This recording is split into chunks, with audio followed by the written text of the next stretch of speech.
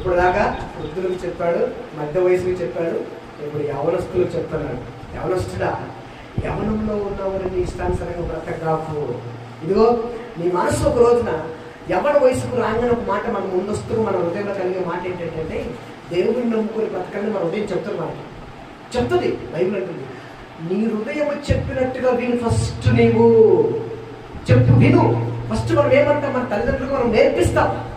ఎవరు వయసుకొచ్చినాక ఆ బిడ్డలు కూడా అనుకుంటారు మనసులో, దీన్ని నేను దేవుడిని నచ్చినట్టుగా బ్రతకగలుగుతాను జీవితం అనుకుంటుంది. కానీ సాతాను మాయలో పడి తన జీవితాన్ని మార్చేసుకుంటాడు. అందుకే అవసరం చెప్తుంది, ఎవరురా నీ యవన కాలం ముందు జాగ్రత్త.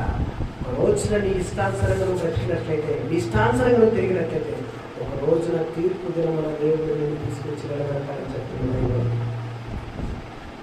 అందుకే యవనస్తులకి, వృద్ధులకి, ప్రతి ఒక్కరికి చెప్తున్నమాట,